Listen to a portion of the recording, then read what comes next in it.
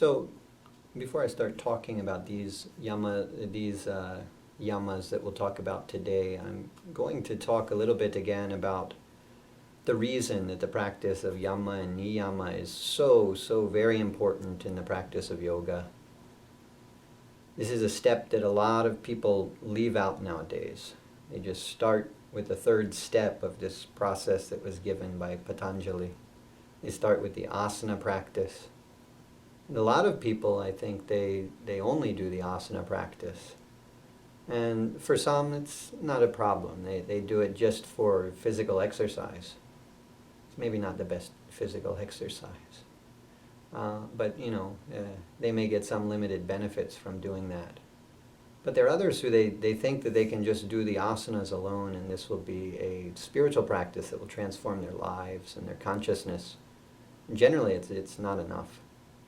The asanas do have spiritual benefits, but there has to be some wisdom, has to be some knowledge of the effects of them, and probably the guidance of someone who knows what they're doing with them to really use the asanas to get deeper within or to release things and that sort of thing. And of course, if you're rushing through the asana sequence in a flowing way, you're not holding them long enough to get the benefits, really. And so the way yoga is practiced nowadays, generally, probably people are not getting much of the spiritual benefits. And when people go to a meditation group also, they may sit and meditate.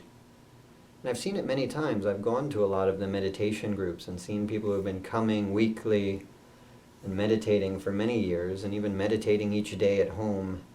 And then they're still struggling with very simple, basic sort of problems, like a temper that gets out of control and they yell at their coworkers and get fired from their job. This kind of thing.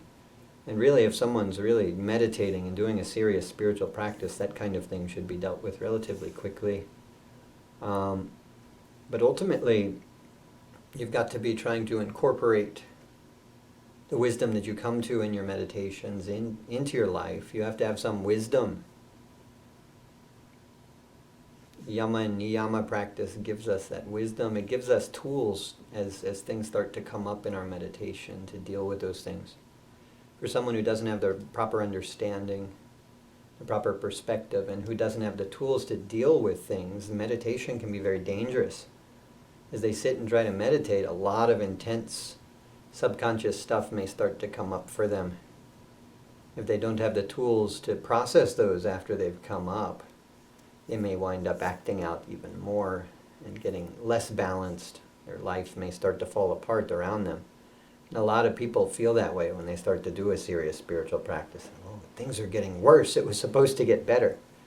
Because they don't have the wisdom to understand what's happening. When we sit in meditation, if you sit silently, if the body is comfortable, and the mind is still, when you sit in meditation, you'll feel peace, you'll feel bliss. You'll start to see the inner light. But if you sit in meditation and you're not having this experience, it's a sign there's subconscious stuff going on. What happens in meditation is we tap into a deeper level of consciousness. There are great studies they've been doing in some of the universities, Duke University, Harvard University, about the mind. They used to say that they thought people used about 10% of their brain. They've been hooking electrodes up to people's head and measuring the brain activity. They found a lot of people are using 3%, 5%, 6% of their brain. But then in some of these studies, they've been then getting meditation masters like Tibetan lamas or Hindu swamis to come. And they get them to meditate. And they hook the electrodes up to them, and they're using like 98, 99% of their brain while they're meditating. And so it really shows us there's something there. In meditation and yoga, we start to tap into the superconscious ability.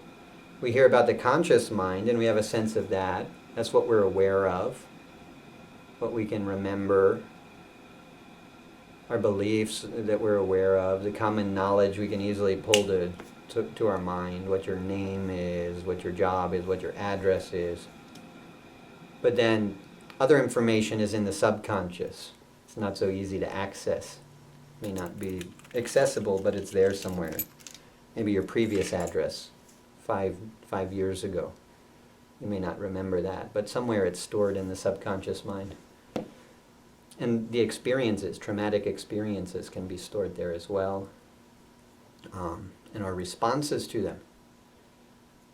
And so for a lot of people in the subconscious, there's a lot of stuff. They're beliefs that are not based in reality.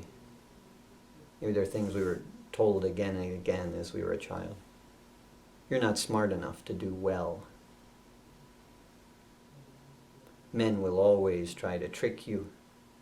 Girls get told that often, that kind of thing. So people are walking around with these beliefs that don't even necessarily correspond to reality. They pick some up from their experiences. Some of it's very stupid. It doesn't make any sense at all. We don't even realize we're doing these things. If you were attacked by someone wearing a blue t-shirt, you may get afraid when you see people wearing a blue t-shirt. People will be acting out of these things. See someone in a blue shirt and they move to the other side of the room. They don't know why they're doing it, but they're doing it. Makes their life more complicated, less comfortable, less simple, less easy. But you don't know why. You don't know this stuff is going on, and you don't know why it's going on until you can tap into that in the subconscious mind. For someone who has a very clear subconscious mind, subconscious acts like a window or doorway to the superconscious. In the superconscious mind, we can tap into all kinds of information. Clear knowledge is there about the past and the present and the future. You can see people's auras. You can look at someone and see what they've been doing and what will happen to them in the future. You can look at someone and get a sense of what they're thinking. This kind of thing when you tap into that superconscious level of the mind, because on that level the mind has all these capacities and more. That level of the mind is beyond the physical body, beyond physical matter. When you're in that level of the mind, you can move the body to another space with the mind. This kind of thing is possible. But this aspect of our being, of our mind, we're not tapping into, we're not using. And the problem is we've got all this stuff in the subconscious. So if the subconscious is like a window to the superconscious, there's all these unresolved mental impressions stored in the subconscious. It will act like dirt or dust or cobwebs on the window, and it will obscure your vision into the superconscious reality. So the process of yoga is really the process of clearing that out and transcending the normal state of body consciousness, moving into this higher potential of human beings. Yama and Niyama is very important because it helps us to start to accomplish that. It helps to sweep out the subconscious. We talked before about stealing, for example. If someone has stolen things, I was saying if you stole things even as a child, a lot of people as a child may have stolen some things. You may be carrying some guilt with you. Because of that guilt, which is subconscious, you'll be acting in a certain way. It will cause people to come and steal from you.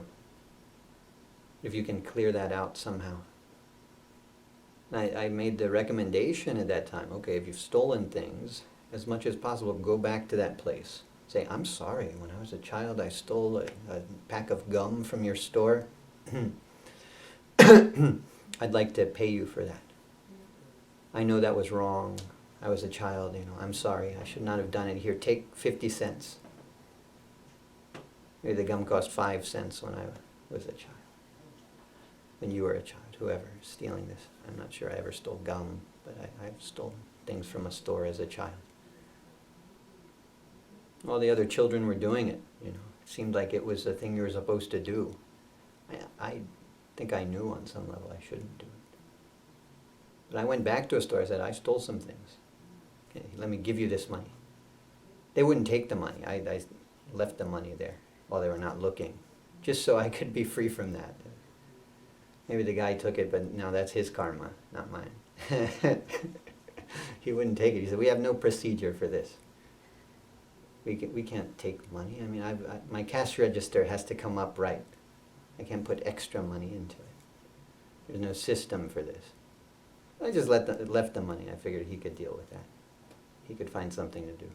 give it to his manager, put it in his pocket, whatever he wants to do. It's not my problem any longer. And I don't know, I felt, I guess, perhaps less guilty. We can do these things. We can admit that things we've done were wrong. And as we do that and we make amends for them, we clear the subconscious. And as we start acting differently, even if you do that, it won't make any difference if you're still stealing things. I didn't mention before, we're getting into a very gray area with the internet. We have a lot of people stealing music, stealing movies, stealing TV shows, because it's so easy on the internet with these pirated sources to do that. And that's stealing as well. If people are stealing on an ongoing basis, then it'll be incurring karma, and really from the perspective of yoga, clogging up the subconscious. So it's not a matter of judgment. It's not a matter of morality necessarily. It's a matter of being clear within yourself.